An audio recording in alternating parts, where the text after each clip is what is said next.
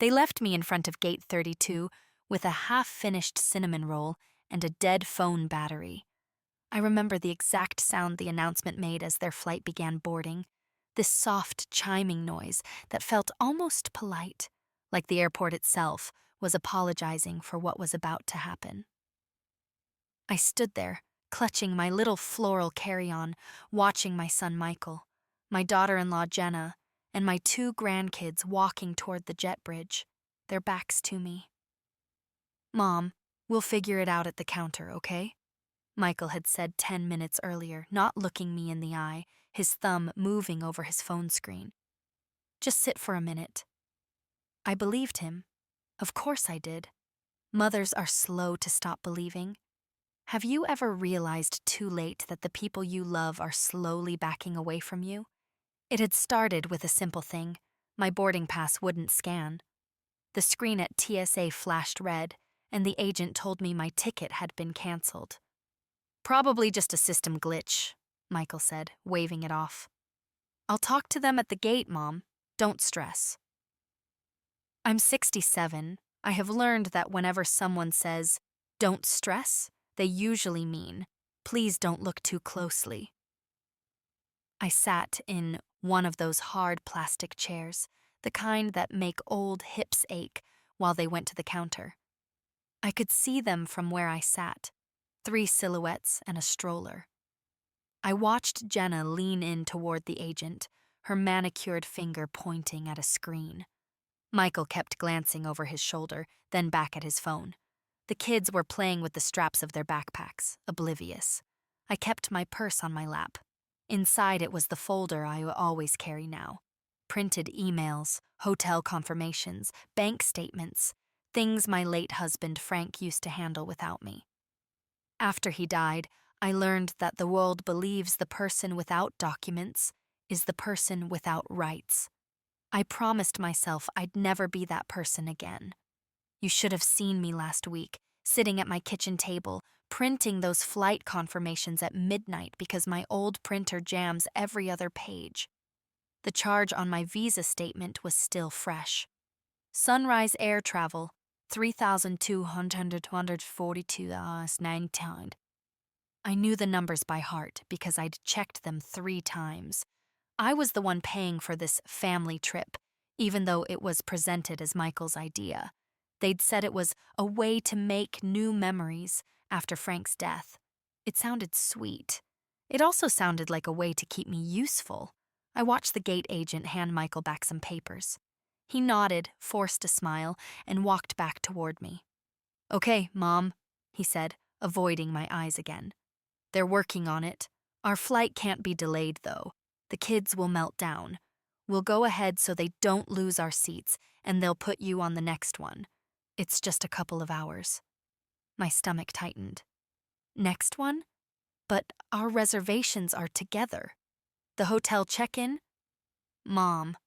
His voice hardened a little. "It's fine. They said they'll call your name once it's fixed. Just stay near the gate. Right? Charge your phone. Don't overthink this." He leaned in, gave me a quick, distracted kiss on the cheek. It felt like closing a file. Jenna waved from behind him, that bright social media smile she uses when she wants people nearby to think we're close. The kids hugged me, their little arms quick and unbothered. Then they turned and walked toward the gate. I watched them hand over their boarding passes. All 4 scanned green. Mine had flashed red. When the jet bridge door closed after them, I felt something inside me close too. Not loudly, just a quiet click, like when you lock a drawer no one remembers you own. I waited. The big digital clock over the newsstand read 10:17 a.m. I plugged my phone into the only outlet I could find, right under a buzzing fluorescent light. The airport smelled like coffee, disinfectant, and a hint of burnt cheese from the pizza place across the way. People rolled their suitcases past me, talking into earbuds, rushing towards some place where someone probably still wanted them. 5 minutes passed. 10, 20. No one called my name. I walked to the counter, my knees protesting, my heart trying not to. The gate agent was typing, not looking up. "Excuse me, honey," I said softly. "My son said you were working on my ticket for the 10:40 flight to Orlando. Last name Miller." She checked her screen. Her eyes flicked up, then back down. "Margaret Miller?" "Yes." "Your reservation was canceled, ma'am." I held up my folder like a shield. "I have the confirmation email right here, and the charge, Ushaigakar. Look." I slid the printed email across the counter, the one with the long string of letters and numbers, the e-ticket receipts, the itinerary with all our names. Mine, Michael's, Jenna's, the kids. My card. She glanced at it, then turned the monitor slightly, just enough for me to see a few lines. Passenger, Miller, Margaret. Status, canceled. By, customer, timestamp, 0812. "According to the system," she said, "this ticket was canceled online early this morning." "By the customer," I repeated, my voice small. "I didn't cancel anything. I was making pancakes for the kids at 8 this morning." I remembered the syrup sticky on my fingers, Jenna at the kitchen table scrolling through her phone, asking casually for my Apple ID so she could check something on the airline app. I'd given it without thinking. It felt like a small thing. Have you ever handed someone your trust with the same thoughtless ease you hand them your house keys? "Is there any way," I asked, "to see which device canceled it? Or from where?" She hesitated. "That would be something customer service might see, but not at the gate. And this flight is boarding now." "I can pay again," I said quickly, the words tasting like metal. "Just put it back on my card. I have the limit. It's fine." She typed some more. "I'm sorry, ma'am. The flight is now closed, and the next available one with space isn't until tomorrow morning." My vision blurred for a moment. Tomorrow morning, alone, in a strange city, in an airport hotel, while my family was on the way to the resort I had paid for. I stepped aside so the next passenger could check in. My phone buzzed in my hand. The battery had crawled up to 6%. A text from Michael. "They say they'll get you on the 4 p.m. or tomorrow. Don't freak out. Love you." I tried calling him. It rang once, then cut off. I frowned and tried again.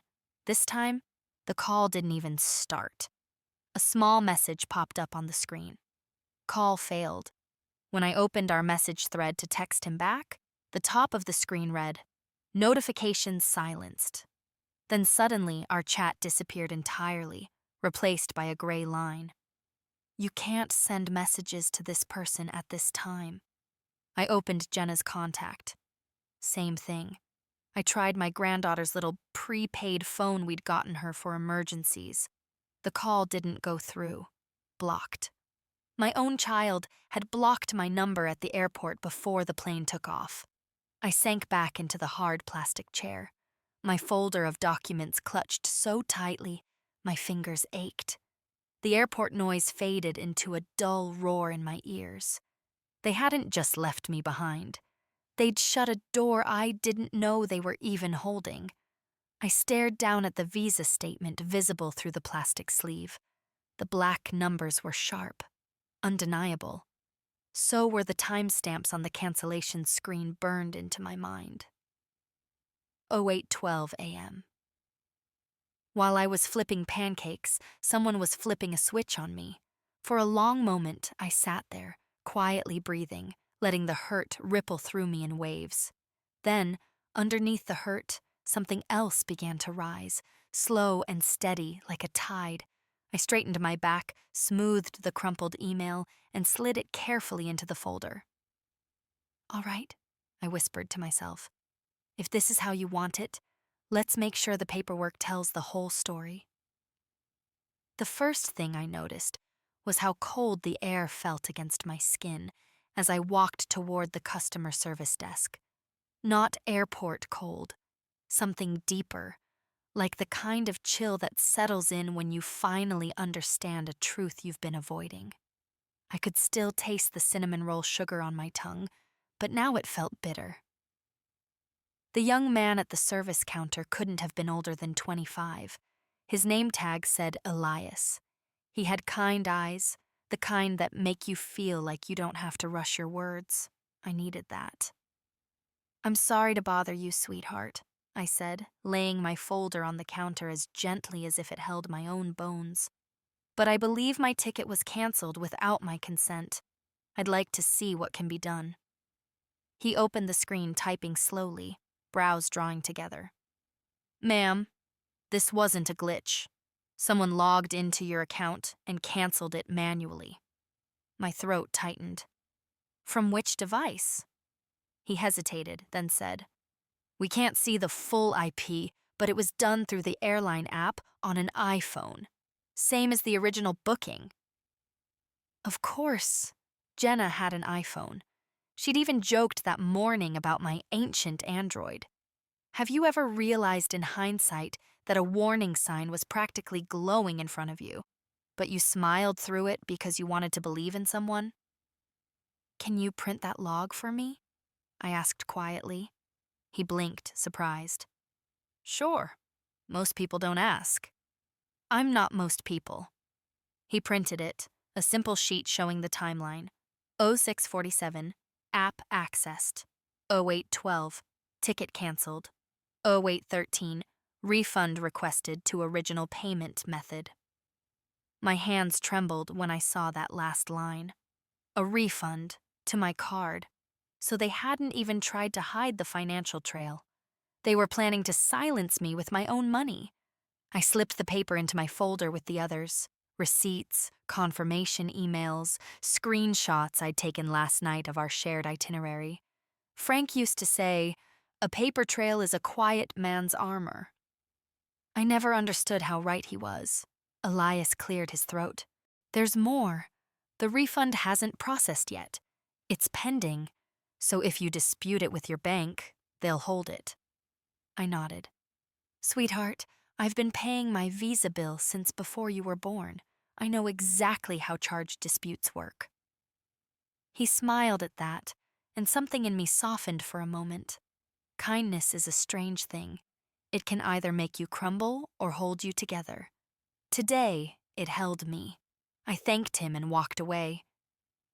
Heading toward the cafe near Gate 29. My hands were shaking so badly, I had to hold my purse against my chest like a shield. I ordered chamomile tea. The woman behind the counter slipped an extra honey packet into the cup without charging me. Maybe she saw my trembling hands. Maybe she simply saw me. Sitting by the window, watching a plane rise into the clouds, I felt a heaviness settle on my shoulders. Not just from this moment, but from years. Years of, "Mom, can you watch the kids for a few hours?" That turned into 7. Years of, "Do you mind covering this bill until next month?" Because I wanted to help. Years of biting my tongue when Jenna talked over me or rolled her eyes at my old-fashioned ways. Years of being the reliable one, the quiet one, the one who made things easier. Someone had to, I always told myself. But as I watched that plane, their plane, gain altitude, something became painfully clear. I'd let myself become useful instead of valued. A woman my age understands the difference. My phone buzzed on the table. Unknown number. I answered. "Hello? Mrs. Miller?" A professional voice, crisp, neutral. "This is Officer Delgado with Airport Police. We were informed you may need assistance sorting out a ticket issue." My eyebrows lifted. "By whom?" The airline supervisor checked the logs and noticed the cancellation pattern. They thought you might want to file an incident report in case it was unauthorized. The fact that the airline had taken the initiative told me something important. This wasn't a small confusion. It looked suspicious even to them. "I'll be right there," I said. As I walked toward the airport police office, my steps grew steadier. Not because I felt confident, but because I felt awake. Inside, Officer Delgado gestured to a chair. He was in his 40s, calm eyes, polite manner. He reminded me of a neighbor I once had, someone who made you feel safe just by standing near you. "Tell me what happened," he said. And I did. Slowly, clearly, with my folder open on the desk between us. Every printed email, every charge, every screenshot, the timeline, the refund request, my blocked calls. He listened without interrupting. When I finished, he leaned back, exhaled, and said, "This is unusual. And honestly, it doesn't look like an accident." I swallowed. Hard. "We can file this 2 ways," he continued. "Unauthorized access to your account or potential financial exploitation of an elder. Both require documentation, and you have plenty of that." I felt my cheeks burn with something like shame. My own son. He shook his head gently. "Ma'am, people take advantage of the ones who love them because they assume they'll never push back." Have you ever realized someone counted on your silence more than your presence? "Would you like to make a statement?" he asked. I straightened my back. Yes, I would." As he typed my words into the report, a strange calm washed over me. Not anger, not revenge, just clarity. A sharp, quiet understanding that this was the first step towards something I should have done years ago, taking myself seriously. When the report was finished, he printed a copy and handed it to me. "Keep this safe," he said. "It may become important." I placed it carefully in my folder. It was becoming quite a thick folder, and for the first time in a long while, I didn't feel small for holding it. I felt powerful. I didn't cry until I stepped into the airport hotel lobby. Not big dramatic sobs, just a few quiet tears that slipped out when I saw my reflection in the glass doors. A tired woman with silver hair, puffy eyes, and a floral carry-on bag that suddenly looked ridiculous. I wiped my face quickly. Old habits die hard. I've spent a lifetime hiding my tears, so no one else had to deal with them. The clerk at the front desk, Rita, according to her name tag, gave me a warm smile. "Rough day, sweetheart?" I let out a breath. "Something like that." I handed over my ID. She typed for a moment, then said, "Looks like you booked for tomorrow night already.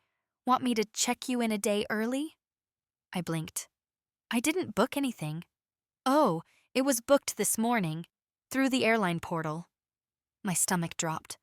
So they'd planned for me to be left behind and tucked away somewhere quiet. "Please print the booking details," I said softly. My folder was becoming a witness, page after page that painted a picture I wished I didn't have to see. When I got to my room, I closed the door gently behind me, let my purse slide to the floor, and sank onto the bed. The sheets smelled faintly of bleach and lavender. Clean, a little lonely. Good for thinking. I laid all the papers out across the bed like puzzle pieces. Boarding passes, receipts, the cancellation log, the refund request, the hotel reservation. Even the airline incident report Officer Delgado had printed. And right in the middle of it all, my phone. Battery 42%.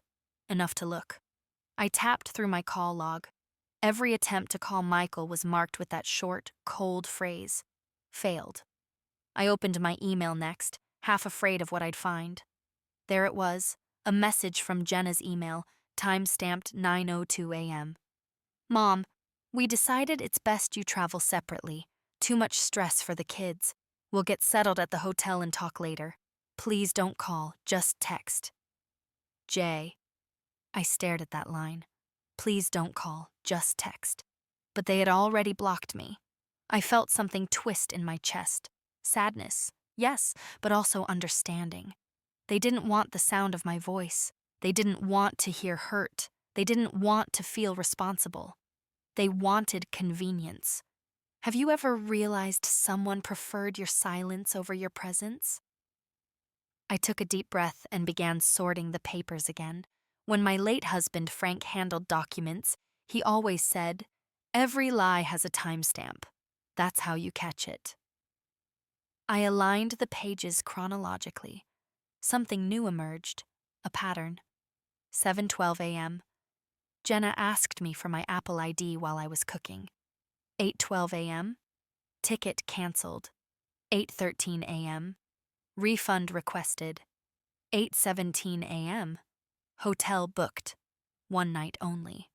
9:02 a.m. Text telling me to travel alone. 10:40 a.m. Their plane left without me. This wasn't a miscommunication. It was a plan. And I, foolishly hopeful, had walked straight into it. My phone buzzed, an email notification from my bank. Suspicious activity alert. A refund request was initiated for a recent travel purchase. I clicked it open and exhaled sharply. They wanted me to confirm whether the refund was legitimate. This was an opportunity. I clicked, "No, this transaction is disputed." Then I typed a long paragraph describing unauthorized access and attached a photo of the airline's cancellation log. My hands shook, but my voice was steady in the email. When you've been underestimated long enough, clarity becomes its own kind of courage. After sending it, I sat back and looked around the room. The sun was setting outside the window, painting the sky in streaks of orange and pink. The sound of rolling suitcases drifted up from the lobby below. I picked up the hotel phone and dialed the airline's customer service number. "Thank you for calling Sunrise Air. How can I assist you today?" "I need to add a travel note to my account," I said, "something that documents unauthorized access earlier today." We talked for 20 minutes. The representative, a woman named Marissa, helped me file an internal security ticket. She read back the details attentively, repeating the cancellation time, the refund attempt, the fact that my family had boarded the flight without me. At the end, she said something that made my throat tighten again, not with pain, but with validation. "Mrs. Miller, I'm so sorry this happened. You did everything right by documenting it. I'm flagging your account so this can't happen again." When I hung up, the room felt different, less like a place I'd been left, and more like a place where something new could begin. I opened my suitcase, took out my notebook, the same one I used to write grocery lists and little reminders, and began jotting down everything, line by line. Facts, times, names, screenshots, emotions too, because sometimes those matter just as much. I didn't write with anger. I wrote with purpose. Then, with a deep breath, I whispered into the stillness of the room. They think leaving me here makes me powerless. They don't know me at all. My phone buzzed again. A message from my friend Lorraine. Sweet, nosy, dependable Lorraine. "You okay? I saw Jenna's Instagram story. They're at the resort. Didn't see you in the video." Of course. Instagram, public smiles, curated happiness. I typed back, "Just a mix-up. I'll tell you later." I didn't have the bandwidth to explain yet. But as I set my phone down, I realized something. My world was shifting. And for the first time all day, the shift didn't feel like a collapse. It felt like a beginning. I poured myself a cup of lukewarm tea from the provided kettle, held it between my palms, and stared out at the darkening sky. "All right," I whispered to myself. "Let's see how far the truth can go when you stop pretending it doesn't hurt." I woke up before sunrise, the room still dim except for the soft blue glow creeping along the edges of the curtains. For a moment, I forgot where I was. I reached out, half expecting to feel Frank's warm shoulder beside me, but my hand met cool, empty sheets. Funny how the body remembers things the mind tries to move past. I sat up slowly, listening to the low hum of an air conditioner that sounded older than I was. My knees ached, the familiar greeting of another day, but my mind felt sharper than it had in years. I made myself a cup of weak hotel coffee, sat at the little desk, and opened my folder. The more I looked at those papers, the more they stopped feeling like proof of betrayal and started feeling like tools. Have you ever had a moment where pain transforms right in front of you into clarity? At 7, I headed downstairs to meet Officer Delgado. He'd emailed me the night before, asking if I could stop by to sign the full statement now that the report was logged.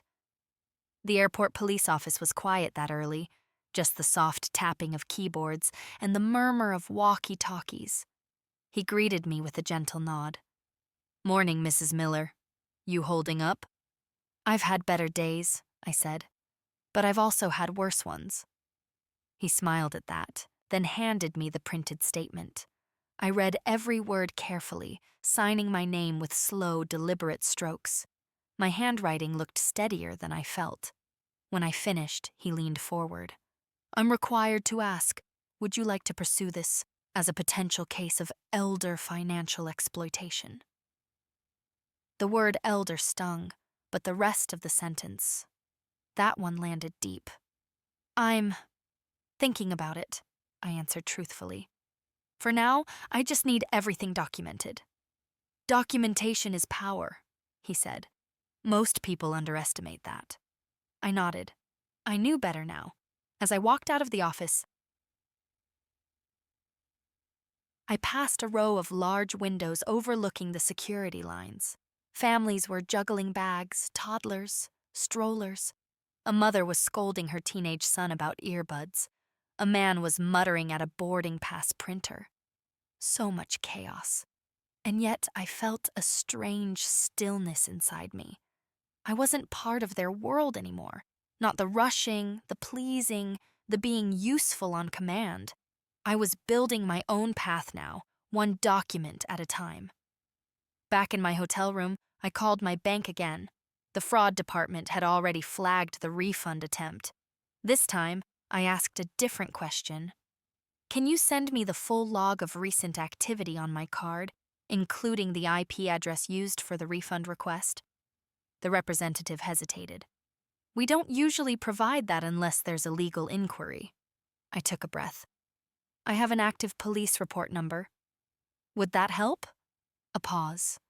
Then, "Yes, Mrs. Miller. In that case, we can release it to you." 10 minutes later, an email arrived. I opened the attachment slowly, my heart thumping, not from fear, but from anticipation. There it was, the IP address, the device ID, and beneath that, the line that hit me hardest. Device location, 4.3 miles from cardholder address. My house, my kitchen, the same place I'd been flipping pancakes with a smile on my face. My hands trembled, but not from shock this time, from confirmation. The truth had weight, but it also had strength. I printed the log downstairs in the lobby. Rita, the kind desk clerk, watched me feed the paper into my folder. "Planning a lawsuit?" she half joked. "Planning a life," I said softly. Around noon, I got a second email from the airline. They had completed their internal security review. "Unauthorized account access confirmed. Password reset required. Please verify new security settings." It wasn't justice, not yet, but it was validation. I changed every password I had. Email, banking, social media, even the old online knitting forum I only used twice a year. I set up two-factor authentication, wrote down nothing, memorized everything. For the first time in a long time, my accounts belonged only to me. I sat back in the hotel armchair, the afternoon sun warming my shins through the window. Outside, planes lifted into the sky one by one, steadily, confidently. And somewhere out there, my family was settling into their resort suite, posting smiles, making memories that didn't include me. It should have broken me. Instead, it steadied me. Leaving me behind wasn't the end of something. It was the beginning of me noticing myself again. "All right," I whispered. "If they want distance, I'll give it to them, but on my terms." I closed the folder gently, like sealing the first chapter of a story I never thought I'd have to tell, one I was finally ready to finish. I spent the next morning sitting by the hotel window, watching the sun melt across the runway like gold spilling over steel. I'd always loved quiet mornings, before anyone needed anything from me, before the house filled with noise and demands. This morning felt like one long exhale I'd been holding in for years. My phone buzzed, a voicemail, restricted number. I hesitated before pressing play. A robotic voice. You have a pending security alert regarding your Apple ID login from an unrecognized device. I almost laughed. Of course. Someone had tried to log in again. I opened the associated email. The timestamp was 9:14 a.m., exactly the time the kids usually finished breakfast. So even on vacation, they were reaching for my accounts. Not because they missed me, not because they were worried, but because the access mattered more than the person. Have you ever been valued more for what you provide than for who you are? I forwarded the login alert to Officer Delgado with a note, adding to my documentation. Every piece mattered now. I packed my suitcase, checked out of the hotel, and called a rideshare to take me home. As we pulled into my driveway, I stared at my little white house, the one Frank and I bought the year Michael was born. The garden beds needed weeding. The porch light bulb was out. A package was sitting crooked near the door.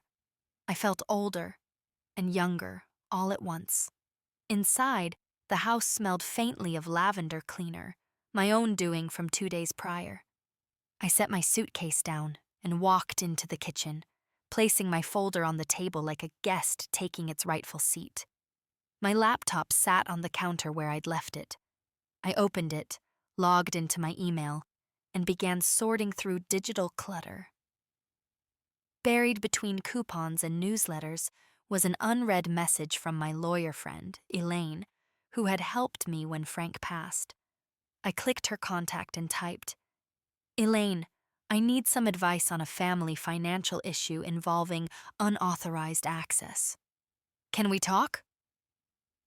I wasn't sure she'd be available, but 3 minutes later my phone rang. Her familiar voice poured through the line. Maggie, what's going on? I explained everything, slowly, carefully, without the dramatics that would cloud the facts. The ticket, the cancellation, the refund attempt, the blocked calls, the IP logs. The hotel booking, the login attempts that morning. When I finished, she was silent for a long moment. Maggie, she said, her tone changing to that steady lawyer voice I had heard before. This is serious. You have what we call an exploitation pattern. I let out a breath I didn't realize I'd been holding. So, I'm not imagining it. No, she replied. And the fact that they used your accounts without consent, multiple times, makes this more than emotional harm. You have grounds to protect yourself legally. The word protect felt heavier than revenge, more grounded, more necessary. What should I do? I whispered. Start by freezing any shared access, she said. Bank accounts, email, phone plans, anything with your name attached. Then document everything, which you've already done beautifully. And Maggie, don't speak to them until you're ready. They'll twist it. I closed my eyes. I could almost feel her hand on mine across the miles. Thank you, I said softly. After the call, I logged into my phone plan, one I'd been paying for all these years, and saw the familiar list of devices, my phone, my iPad, and 2 additional lines, Michael's, Jenna's, both under my account. With trembling fingers, I selected Remove Line and read the confirmation message. Are you sure you want to revoke access? This will immediately disconnect service. I stared at the screen. This wasn't punishment. It was alignment. I was paying for the phones of people who had blocked me while standing in the airport. I clicked yes. A A small, simple click. But I swear I felt something unhook in my soul, some long-standing thread of obligation snapping free. Then I froze their access to my streaming services, my cloud storage, my smart home app, things I had once freely shared because family meant sharing.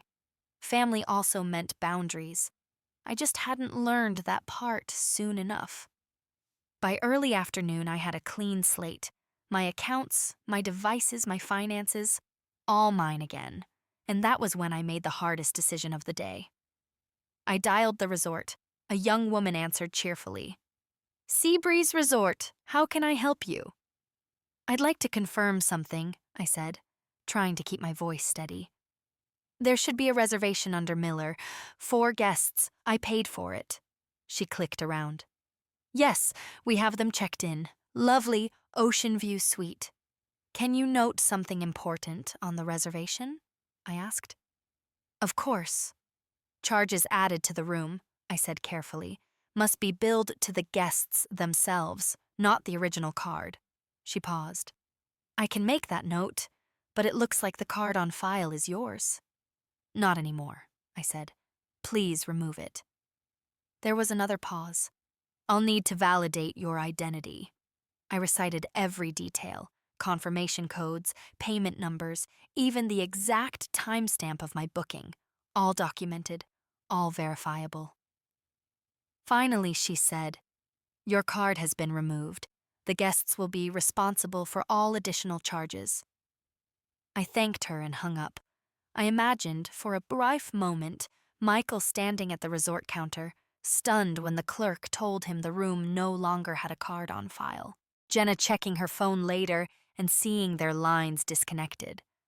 Not revenge, correction, a shifting of weight back to where it belonged. I brewed myself a cup of tea, carried it to the kitchen table, and sat with my folder again. For the first time since the airport, the pages didn't feel heavy.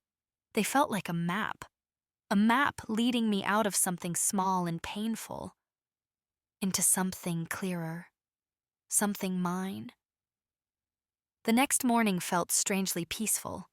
No buzzing text threads from family, no last-minute requests, no, Mom, can you just, messages waiting for me. Silence, a clean kind of silence, not empty, just mine. I made oatmeal on the stove, letting the steam rise toward the window. The house felt bigger than usual, like it was stretching with me. I carried my breakfast to the table, opened my folder again, and added the newest printouts. Phone plan changes, bank confirmations, password updates. My little stack of truth was becoming a shield I'd never known I needed. Around 10, the phone rang. Unknown number, I didn't answer, but the voicemail came through seconds later. Michael's voice, thin, irritated. Mom, what the hell? Our phones aren't working. The resort says the room card is missing. Can you call me back? There was a bitterness underneath, a tone I'd heard too many times when he needed something. Not worry, not remorse, just inconvenience. I didn't call back. Instead, I opened Facebook, the one place where the unwritten rules of family performance played out like a stage show. Jenna had posted new photos at the resort pool, filtered sunshine, beach hats, a caption about much-needed family time. There was no mention of me, but the comments, those told another story. Where's Michael's mom? I thought she was going. Didn't she pay for the trip?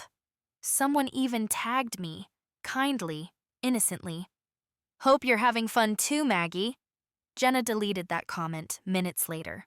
I saw the notification vanish. I sat back, sipping my tea. For years, I'd been part of their image. A smiling grandma in the background of birthday parties, holiday dinners, school pickups. Useful, presentable. Now that I wasn't there to play the part, they simply edited me out. Have you ever realized you were included more for optics than affection? My phone rang again, this time from the resort. I answered. Mrs. Miller, This is Angela, front desk manager. I wanted to verify a payment issue. Her tone was polite but strained, someone trying to uphold professionalism in the middle of a storm. I can help, I said calmly. We informed the guests that the card originally used for the booking was removed, she continued, and they insisted that you would handle all charges. They're upset. I understand, I said, but the charges must be theirs, not mine. She hesitated. They said you abandoned them at the airport. I closed my eyes for a beat. Did they say they canceled my ticket without telling me? A long pause. I see, she said quietly. I have documentation for every step, I continued politely. If needed, I can send confirmation codes, emails, and the police report number. But the financial separation is final. Something in her voice softened. That won't be necessary, ma'am. We'll enforce the change. I'm sorry you're dealing with this. Thank you, I said, and I meant it. After the call, I stepped outside to my tiny backyard, the one I'd neglected while spending every free moment babysitting or running errands for them. The air smelled like damp soil and honeysuckle. My neighbor Lorraine peeked over the fence. Maggie, you're back early. Everything all right? I offered a gentle smile. Getting there. She tilted her head. You look lighter. I chuckled softly. Feels that way. We talked for a while. Weather, garden plans, her new hip brace. Small things that felt grounding. When she finally wandered back inside, I stayed out, letting the breeze run its fingers through my hair. Back inside, I sat at my kitchen table again. I wasn't sure what step came next, but I felt it coming. Something inside me had shifted, solidified. At around 1, another voicemail arrived from Michael. I didn't listen to it right away. Instead, I made myself a sandwich, turned on some soft piano music, and took my time. Only after lunch did I press play. Mom, this is getting out of hand. You can't just cut us off financially. The kids need their phones. And Jenna says the resort keeps asking for a credit card. Can you please stop being dramatic and fix this? Dramatic. I let the word sit there on the kitchen counter between me and the speaker. Dramatic is what people call you when they want you silent, when they want your compliance, not your clarity. I set my phone down gently, like setting down a burden I no longer planned to pick up. Still, part of me felt that ache. The mother part, the one who remembers the weight of a newborn on her chest, the first scraped knee, the nights spent rocking a feverish child. Pain and clarity can live in the same heart. I walked to the hall closet, pulled down a small fireproof box, and placed my folder inside. The click of the lock felt strangely ceremonial, like closing the door on years of being overlooked. Then I called Elaine again. This is Maggie, I said when she answered. I'm ready for the next step. Her voice was steady. Then let's start drafting protections, durable financial boundaries, emergency access limits. And Maggie, yes? Let's make sure no one can ever do this to you again. I sat there, phone pressed to my ear, feeling the weight of her words settle into my bones. For the first time in a long time, I wasn't reacting. I was rebuilding, one careful step at a time. I spent the next few days moving through my house like someone rediscovering a place she'd lived in for years but never truly seen. I cleaned out drawers, made small repairs, and finally fixed the crooked picture frame in the hallway, the one that had been slightly tilted since the last Thanksgiving when the kids were running around tugging at everything. It felt strange, tending to a life that had always taken second place to everyone else's needs. Every morning, I added one more page to my documentation file: bank statements, phone logs, a printout of the resort call notes. And now, a new email from Elaine outlining the protections she recommended. Durable power of attorney revoked. Digital access limitations established. Financial exploitation affidavit pending. Next steps. Review trust and asset designation. Reading those words, I felt two things at once: grief and a rising sense of strength I hadn't known I was capable of. Around noon, my landline rang, one of the few devices they could no longer tamper with. It was a local number, a school district number, actually. "This is Principal Harris from Willow Creek Elementary. Are you Mrs. Miller?" My heart skipped. "Yes. Is everything all right?" He cleared his throat. "Your granddaughter Emily listed you as her secondary emergency contact. We've been trying to reach her parents. No response." A hush settled in my kitchen. "What happened?" I asked softly. "She had a panic episode in class today," he said gently. "She kept saying she couldn't call anyone. She's calmer now, but she asked for you by name." My breath caught. "Is she okay?" I whispered. "She's safe," he assured, "but she's shaken." And just like that, everything inside me, the part that felt abandoned, the part building boundaries, the part learning strength, shifted again. Children are never to blame. "I'll be there in 20 minutes, I said. I grabbed my purse and folder out of instinct, as if truth itself had become something I carried everywhere. The drive to the school felt both familiar and distant, like walking into an old memory wearing new eyes. The front office staff recognized me immediately. "Grandma Maggie," one of them said softly. "She's in the counseling room." I found Emily curled up in a small armchair, hugging her knees. Her cheeks were blotchy, eyes red. When she saw me, she sprang up and rushed into my arms with a force that nearly knocked me off balance. "Grandma," she sobbed. "My phone stopped working and we couldn't call Mom or Dad." I held her tight, rubbing her back. "It's all right, sweetheart. I'm here." She shook against me, a small body holding a big fear. Children understand more than we give them credit for.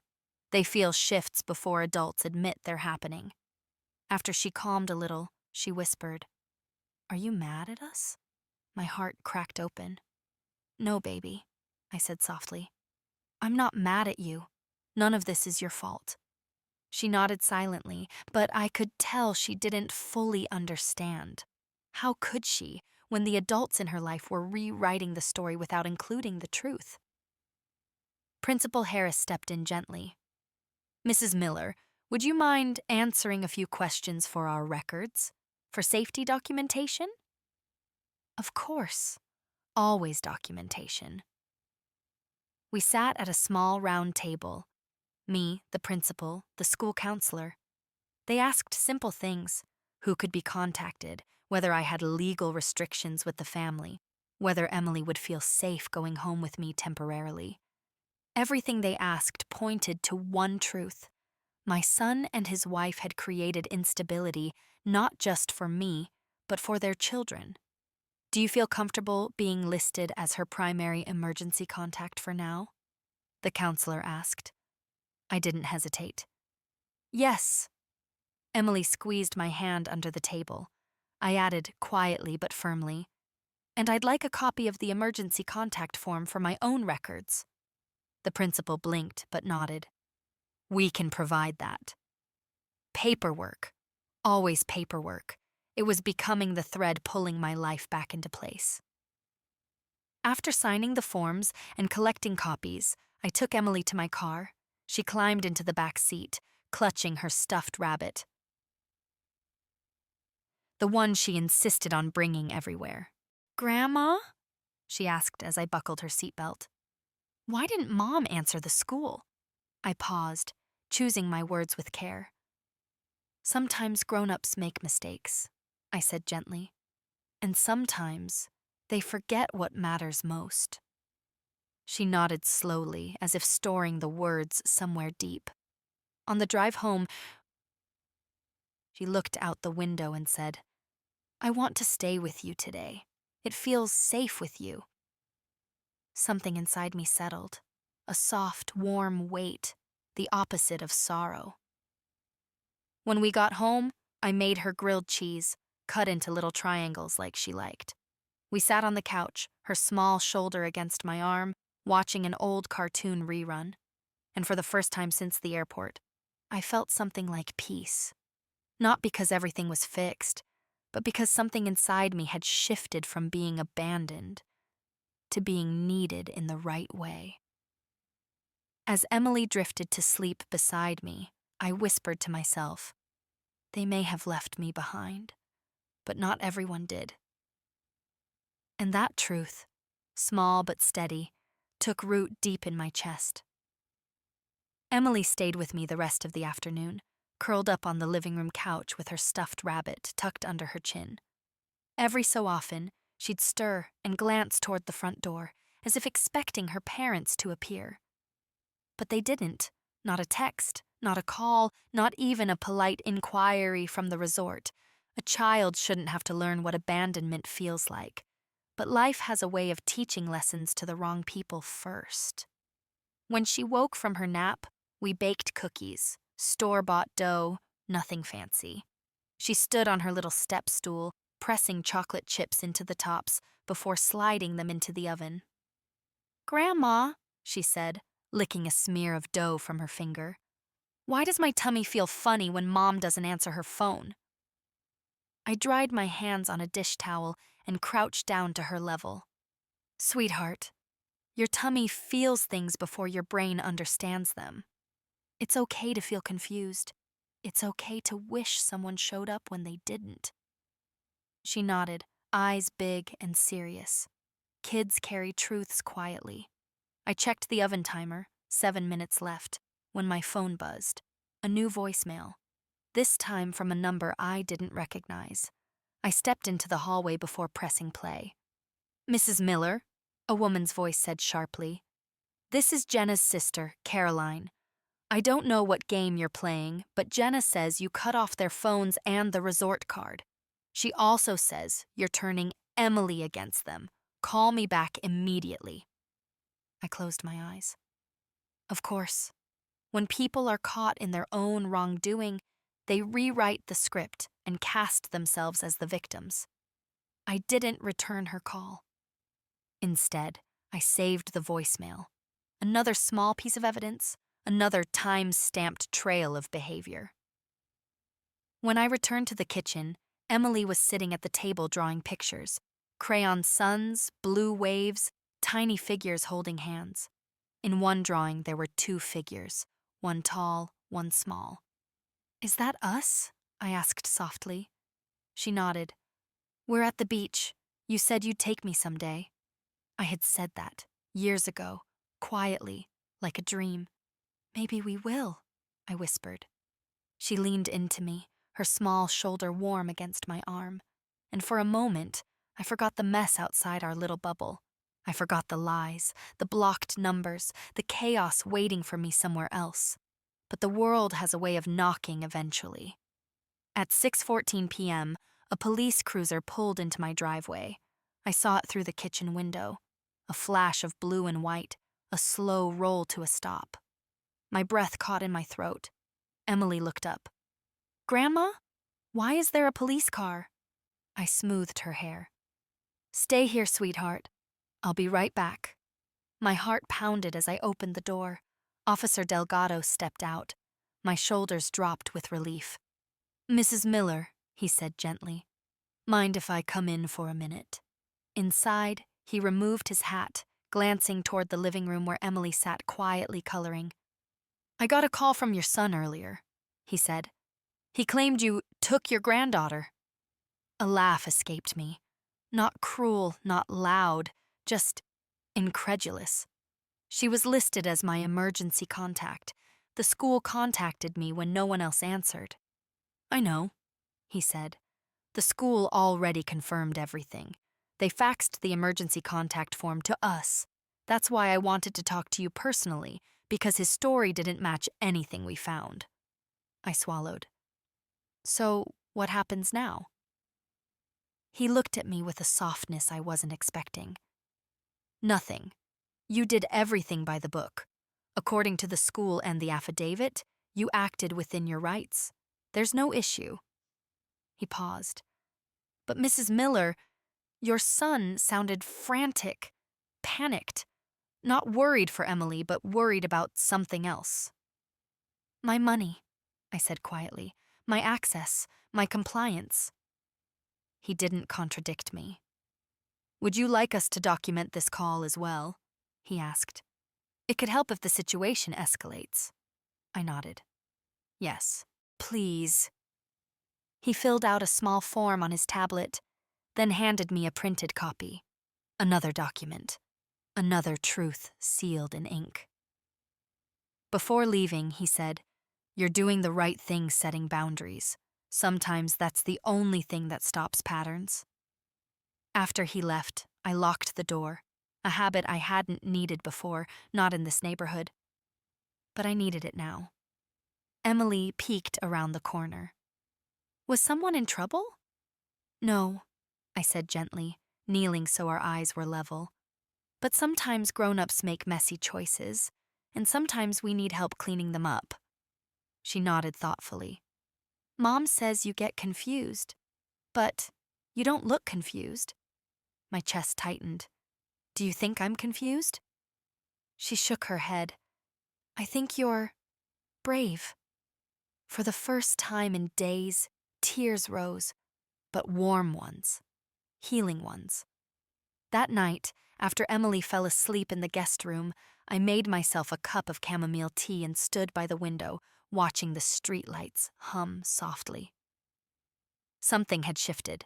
The lines of the story were no longer blurred. My family hadn't just left me at that airport.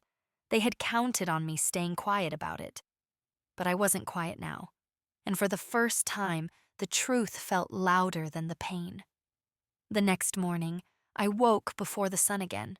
This time not from worry, but from something steadier, deeper, purpose. The house was quiet, except for the soft hum of the refrigerator and the tiny whistle of the heater turning on. Emily was still asleep in the guest room, her little stuffed rabbit tucked under her chin. I heated water for tea, the kettle's hiss filling the kitchen like a gentle reminder that some things still worked exactly as they should. My phone buzzed, a string of missed calls from Michael, then 3 voicemails. I didn't open them. Not yet. There's a difference between avoiding something and choosing the right moment to face it. I'd learned that the hard way. Instead, I opened my notebook and wrote a short list at the top of the page. Today, call Elaine, update bank protection freeze, file follow-up with Officer Delgado, prepare documentation summary, talk gently with Emily. It felt strange making a to-do list that didn't revolve around anyone else's needs. After tea, I called Elaine. She answered almost immediately. Morning, Maggie. How's everything on your end? Steady, I said. But things are unraveling for them, I think. She exhaled softly. People who depend on your silence always panic when you stop being quiet. I need to get ahead of whatever story they're spinning now, I said. Michael called the police yesterday. I read the report. Delgado forwarded it to me with your permission. Her tone shifted to that firm, lawyer-calm cadence. You're protected. Everything you've done has been fully legal, documented, and justified. I felt something small loosen inside my chest. Relief can be a quiet thing, like someone releasing their grip on your heart. Next step, she continued, is creating a formal separation of financial obligations. I'll draft a letter stating that you are no longer financially responsible for Michael or Jenna in any capacity. Not their phones, not their vacations, not their emergencies. Thank you, I whispered. It's time. Long overdue, she murmured gently. By the time I hung up, sunlight was spilling across my kitchen table. It lit up the documents in soft gold. The incident report, the bank logs, the emergency contact form from the school. little pieces of truth, warmed by morning light. I heard small footsteps padding down the hallway. "Grandma?" Emily peeked around the corner, hair tangled, eyes sleepy. "Can we make pancakes?" A laugh escaped me. "Of course we can." We cooked together, her stirring the batter, me flipping pancakes.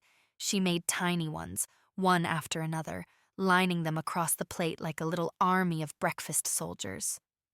"Do I have school today?" she asked. "You do," I said softly. "But I already spoke to the principal. I'll walk you to class this morning, and I'll stay reachable, okay?" She nodded. "Okay, I like when you come with me." It wasn't the words that got me. It was the trust in her voice. Small, fragile, and earned. After breakfast, we got ready. Her little backpack sat by the door, rabbit keychain dangling from the zipper. When we walked into the crisp morning air, she slipped her hand into mine, warm, soft, certain. At the school entrance, Principal Harris met us. "Good morning, Mrs. Miller," he said. "And Emily, feeling better today?" She nodded shyly. He pulled me aside. "I wanted to update you. We attempted to contact her parents again this morning. No answer. You are her primary emergency contact until further notice." His voice carried an unspoken message. Someone needs to show up. And you did. "Thank you," I said. "Please document all attempted contacts." "Already done," he replied. Another piece of the truth. Another timestamp. After dropping Emily off, I stepped outside into the parking lot and allowed myself a long breath. My hands didn't shake anymore. Not like they had at the airport. Not like the day after. Strength grows quietly, like grass through concrete. When I got home, there was an email waiting for me, from Michael. The subject line read, "We need to talk." I clicked it open. "Mom, this has gone too far. You embarrassed us at the resort. The kids were confused. You ruined our trip. You need to undo whatever you did with the phones and the credit card. Now." Jenna is furious, and honestly, so am I. Also, I heard you picked up Emily from school. That wasn't your place. We're her parents. Don't make this harder than it already is. Call me back. We need to fix this before it gets uglier. Not a word of apology. Not a hint of accountability. Just accusations, entitlement, and panic. I stared at the message for a long moment. Then, calmly, I clicked download and saved it into my folder. Evidence isn't about revenge. It's about clarity. My phone buzzed again, a text from Officer Delgado. "Received audio from school confirming missed parent calls. Added to your report. Let me know if anything else happens." I typed back, "Thank you, I'm all right, and I'll keep documenting." By early afternoon, I decided to take a walk. Just a simple walk around the neighborhood. The air smelled of cut grass and someone's laundry detergent drifting through the breeze. I waved to a few neighbors, paused to admire a blooming dogwood tree, and let the world ground me. On my way back, I saw Lorraine tending to her rose bushes. "There you are," she called. "I was worried we'd have to send a search party." I smiled, just clearing my head. "You look different," she said, squinting at me. "Peaceful." "I feel clearer than I have in a long time," I admitted. She nodded knowingly. "Sometimes losing people is how you find yourself again." I didn't expect her words to hit so hard. Back inside the house, I sat at the kitchen table once more. My folder lay open, a map of my new boundaries. Every page said the same thing. You matter. Your voice is valid. Bamde, your silence is no longer owed. That evening, as Emily colored in her workbook, and the house filled with the soft rhythm of normal life, I realized something quietly profound. This wasn't a story about being left behind anymore. It was a story about walking forward, finally, intentionally, without apology, and the path ahead no longer frightened me. It felt like mine. That night, After Emily had been picked up by a neighbor I trusted, someone Michael finally called when the school insisted on an adult. I sat alone in my living room with only the soft glow of a table lamp and the rustle of an early spring breeze through the window. The house felt settled, like it had finally exhaled with me. Emily had hugged me tight before leaving. "Will I see you tomorrow?" she'd whispered. "Yes," I'd promised. "I'm not going anywhere." And for the first time, I meant it, not just for her, but for myself. After she left, I brewed a cup of chamomile tea and sat at the kitchen table with my folder, my quiet armor, my truth told in ink and timestamps. I flipped slowly through each page, the way someone reads their own story for the first time. The flight cancellation log, the hotel booking, the refund attempt, the police report, the school's emergency contact file, the email from Michael, the voicemail from Jenna's sister, the documentation from my bank. Each piece was a breadcrumb of the same truth. I had spent years shrinking myself so others could feel big, and now I was done shrinking. Just after 9, my phone buzzed. A new message. Michael again. "Mom, you can't keep dragging this out. You made everything worse. If you don't want to talk to us, fine, but stop involving outsiders. We're family. We handle things privately." I stared at the screen for a long moment, the words pulsing in the dark. Family, privately. Code words for silence, denial, and keeping things exactly as they were. I didn't reply. Instead, I opened a new document on my laptop and wrote 3 simple sentences. "I am no longer responsible for your choices. I am no longer available for your crises. And I will no longer fund my own mistreatment." I saved it, printed it, and placed it at the front of my folder. Then, calmly, I emailed Elaine. "Move forward with all documents. I'm ready." 5 minutes later, she replied, "Proud of you, Maggie. I've drafted the protections. We'll finalize them tomorrow." I leaned back, feeling a stillness inside me I hadn't known in years. A stillness that wasn't emptiness. It was space. Room for myself, for my boundaries, for my dignity. Not long after, a soft knock sounded at my door. Lorraine stood there holding a small container of soup. "Thought you could use this," she said. "You don't have to eat it now, just know you're not alone." People always imagine the dramatic betrayals are the parts that break you, but sometimes it's the quiet kindness afterward that really undoes you. "Thank you," I whispered, taking the warm container. Back inside, I sat on the couch, soup untouched, folder beside me. Outside, soft-eyed, the street was calm, porch lights flickering on, dogs barking faintly in the distance, life continuing in its gentle, ordinary way. And then, without warning, tears came. Not the sharp kind. Not the "I've been hurt" kind. These were warm, slow, grateful tears. Because I realized something I wish I'd learned years earlier. Being left behind isn't the worst thing. Staying somewhere you're unseen is. As the night settled deeper around my home, as the quiet wrapped itself around me like a blanket, I whispered a question to the empty room, one meant for anyone who had ever felt small in the hands of people they loved.